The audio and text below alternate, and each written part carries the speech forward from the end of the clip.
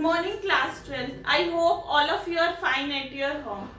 Today we will discuss the new topic deficit demand. जैसे कि आपको पता है हमारा जो चैप्टर चल रहा है वो कौन सा चल रहा है, problem of excess demand and deficit demand. इससे पहले हमने कुछ टर्म्स डिस्कस की थी, लाइक फुल एम्प्लॉयमेंट क्या होता है, वॉलंटरी अनएम्प्लॉयमेंट क्या होती है। आई होप वो आपको टॉपिक अच्छे से क्लियर हो गया होगा। अब देखो हम पढ़ते हैं डेफिशिट डिमांड का मीनिंग क्या होता है। देखो डेफिशिट डिमांड क्या होती है, जहां पर एडी क्या होती है, कम होती है ए से कॉरेस्पॉन्डिंग टू फुल एम्प्लॉयमेंट, यानी कि जितनी एडी होनी चाहिए उससे एडी क्या होती है, फुल एम्प्लॉयमेंट में जितनी एग्रीगेट डिमांड हमारी होनी चाहिए उससे क्या होती है, कम होती है। उसको हम कौन सी सिचुएशन बोलते हैं, डेफिशिट डिमांड। देखो हम डायग्राम के थ्रू इसको अच्छे से स्टडी करते हैं। यहाँ पर ओ एक्स एक्सिस, यहाँ है हमारा ओ वाई एक्सिस, यहाँ हमने ले लिया इनकम जिसको हम आउटपुट भी बोलते हैं, ठीक है। यहाँ पर एग्रीगेट डिमांड, ये हमने बना दी इनकम, जो कि आपको पता है पिछले चैप्टर्स में हमने स्टडी करा 45 डिग्री का एंगल बनाते हैं हम, पूरा स्ट्रेट लाइन इस तरह जाता है। देखो ये है हमारी प्लान्ड एडी, जितनी एक्चुअल में हमारी एग्रीगेट डिमांड हुई है, और ये है हमारी फुल एम्प्लॉयमेंट की एडी, ठीक है, जितनी हो सकती है। लेकिन हमारी हुई एक्चुअल में कितनी है, इतनी हुई है। तो हमारा जो ये जो बीच का पोर्शन आ जाएगा, जो ईएफ पार्ट है, ये हमारा ईएफ पार्ट है, ये क्या रह जाएगी, हमारी डेफिशिट डिमांड। हम कर तो इतनी सकते थे, लेकिन हमने की कितनी है एक्चुअल में, इतनी ही की है। ओएम लिख लो, यहाँ पर ओएन लिख लो। आई होप अच्छे से क्लियर हो गया होगा ये।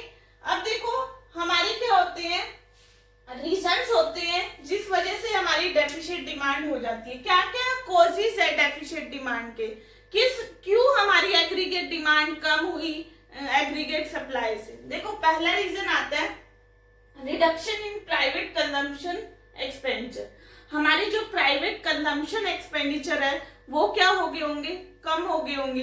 पता है क्या करने लग गए होंगे लोग, क्या जितने भी पीपल है इकोनॉमी में वो सेविंग ज्यादा से ज्यादा करने लग गए होंगे, और जो इकोनॉमी में जो खर्चा है वो कम करने लग गए होंगे। अब देखो इकोनॉमी में खर्चा कम हो रहा है, और एग्रीगेट डिमांड का आपने मीनिंग भी यही पढ़ा है कि भी जितना भी एक्सपेंडिचर होएगा, आइदर कंजम्पशन एक्सपेंडिचर और आइदर इन्वेस्टमेंट एक्सपेंडिचर। अब कंजम्पशन एक्सपेंडिचर कम हो गया, क्यों कम हुआ, क्योंकि प्रोपेंसिटी टू सेव, लोग सेविंग ज्यादा करने लगे, जिस रीजन की वजह से एग्रीगेट डिमांड क्या हो गई, कम हो गई। सेकंड आता है हमारा reduction in private investment expenditure. हमारा जो प्राइवेट इन्वेस्टमेंट एक्सपेंडिचर है वो क्या हो गया, कम हो गया। देखो वो क्यों कम हो गया है, क्योंकि बिजनेसमैन की जो एक्सपेक्टेशंस थी मार्केट से वो बिल्कुल ही कंप्लीटली खत्म हो गई है। उसको ये अब लग रहा है अगर मैं बिजनेस में मार्केट में क्या लगाऊंगा, पैसा लगाऊंगा, तो मुझे प्रॉफिट नहीं होगा। अब इन्वेस्टमेंट एक्सपेंडिचर कम हुआ, जिसकी वजह से एग्रीगेट डिमांड भी क्या हो गई, कम हो गई। थर्ड रीजन आता है रिडक्शन इन गवर्नमेंट एक्सपेंडिचर। जो गवर्नमेंट एक्सपेंडिचर है वो भी क्या हो गए, कम हो गए। गवर्नमेंट ने इकोनॉमी में खर्चा करना ही क्या कर दिया, कम कर दिया। चाहे वो इन्वेस्टमेंट एक्सपेंडिचर है, भले ही गवर्नमेंट का क्या है वो कंजम्पशन एक्सपेंडिचर है, वो कम हो गए हैं, जिसकी वजह से हमारी जो एग्रीगेट डिमांड है वो भी क्या हो जाएगी, कम हो जाएगी। नेक्स्ट है डिक्लाइन इन एक्सपोर्ट। हमारे एक्सपोर्ट क्या हो गए, कम हो गए। एक्सपोर्ट का मीनिंग क्या होता है, अपनी कंट्री के जो प्रोडक्ट्स है वो बाहर की कंट्री खरीदती है, ठीक है। तो उन्होंने हमारे प्रोडक्ट खरीदने क्या कर दिए, बंद कर दिए। क्यों बंद कर दिए, क्योंकि हमारा जो डोमेस्टिक प्राइस था उन्हें ज्यादा लगा, उन्हें लगा हमारी कंट्री से ही ये प्रोडक्ट सस्ता मिल रहा है, तो क्यों हम दूसरी कंट्री से ले। तो जिस रीजन की वजह से एक्सपोर्ट कम हुए, एक्सपोर्ट कम हो गई, तो हमारी जो एग्रीगेट डिमांड है वो भी क्या हो गई, कम हो गई। हमारा फिफ्थ आता है राइज इन इंपोर्ट। हमारे इंपोर्ट क्या हो गई, बढ़ गई। इंपोर्ट मतलब हम दूसरी कंट्री के प्रोडक्ट क्या कर रहे हैं, खरीद रहे हैं। अपनी कंट्री के नहीं खरीद रहे, दूसरी कंट्री के प्रोडक्ट खरीद रहे हैं। क्यों खरीद रहे हैं, क्योंकि क्या हो रहा है, वहां का इंटरनेशनल जो प्राइस है वो क्या है, कम है as comparison to domestic price. जिसकी वजह से हमारी कंट्री की जो एग्रीगेट डिमांड है वो क्या हो जाती है, कम हो जाती है। नेक्स्ट आता है हमारा increase in tax rate. Tax rate क्या हो गया, बढ़ गया। अब देखो लोग क्या, पर्सन की इनकम है, इनकम से इनकम का जहाँ उन्होंने जो भी कंजम्पशन एक्सपेंडिचर करना था उससे ज्यादा फॉर्म में वो टैक्स दे रहे हैं। अब इनकम उनके देखो, अगर 5,000 इनकम है उसमें से वो 2,000 तो क्या भर रहा है, टैक्स भर रहा है, बचा कितना 3,000। तो उसके लिए जो खर्चा करने के लिए जो इनकम बची वो क्या बची, कम बची, जिसकी वजह से हमारी जो एग्रीगेट डिमांड है वो क्या हो गई, कम हो गई।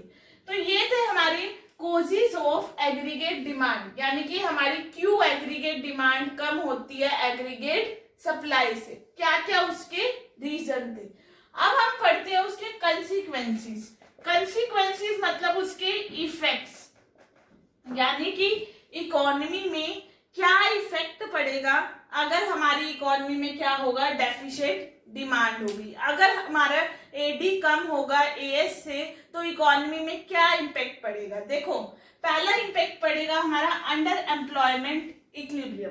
अंडर एम्प्लॉयमेंट इक्विलिब्रियम मतलब प्रोड्यूसर जितना प्रोड्यूस कर सकता है उसने उतना प्रोड्यूस नहीं करा, यानी कि हमारी प्रोडक्शन कैपेसिटी अभी आइडल पड़ी हुई है। ठीक है, यानी कि हमारी प्रोडक्शन क्या हो रही है, इकोनॉमी में कम हो रही है। ये देखो ये हमारा है अंडर एम्प्लॉयमेंट इक्विलिब्रियम, ये जो पोर्शन है ए लिख दो इसको, ये हमारा है अंडर एम्प्लॉयमेंट इक्विलिब्रियम।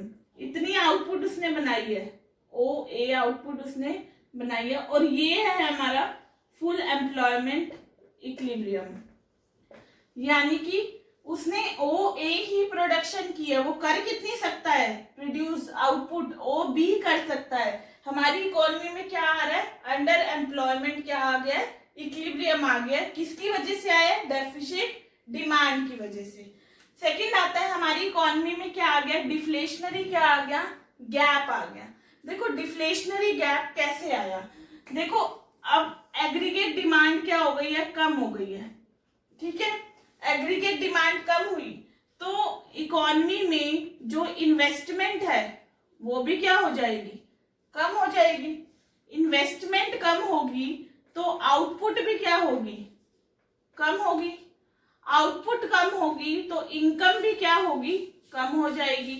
इनकम कम हो जाएगी तो फिर से एग्रीगेट डिमांड क्या हो जाएगी, कम हो जाएगी। तो हमारी इकोनॉमी में क्या आ गया, डिफ्लेशन की सिचुएशन आ गई। ठीक है, देखो एग्रीगेट डिमांड कम, जिसकी वजह से लोगों ने पैसा लगाना, मतलब पैसा नहीं लगा रहे, इन्वेस्टमेंट नहीं कर रहे, कम कर रहे हैं, जिसकी वजह से प्रोडक्शन भी नहीं होगी। प्रोडक्शन नहीं होगी तो इनकम कहाँ से होगी, इनकम नहीं होगी तो लोग खर्चा कहाँ से करेंगे, फिर से एग्रीगेट डिमांड क्या हो जाएगी, कम हो जाएगी, जिस रीजन की वजह से हमारी इकोनॉमी में क्या आ जाएगा, डिफ्लेशन आ जाएगा। ठीक है, यानी कि डिफ्लेशनरी गैप आ जाएगा। ये जो ईएफ पोर्शन है ये डेफिशिएट डिमांड भी बोलते हैं और इस पोर्शन को हम डिफ्लेशनरी गैप भी बोलते हैं।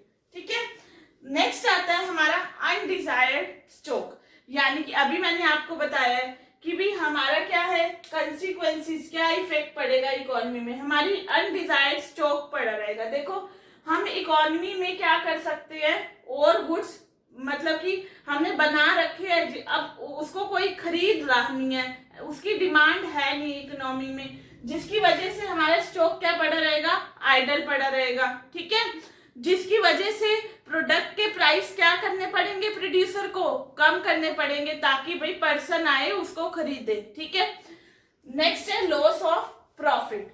लॉस ऑफ प्रॉफिट कैसे होगा, देखो हमें प्रोड्यूसर को यहाँ प्रॉफिट ही नहीं होगा, एक तो उसका प्रोडक्ट एज इट इज पड़ा है, कोई खरीद नहीं रहा। ठीक है, दूसरे प्रोडक्ट की प्राइस क्या हो गई है, कम हो गई है, उसने प्राइसेस कम कर दिए, जो प्रॉफिट उसने कमाना था वो अब नहीं कमा पा रहा, जिसकी वजह से उसको क्या हो जाएंगे, लॉसेस हो जाएंगे। क्लियर है, तो ये था हमारा टॉपिक आज का, डेफिशिएट डिमांड। ये इंपॉर्टेंट टॉपिक है, इसको अपनी नोटबुक पे नोट डाउन भी करना है। Okay, thank you everyone.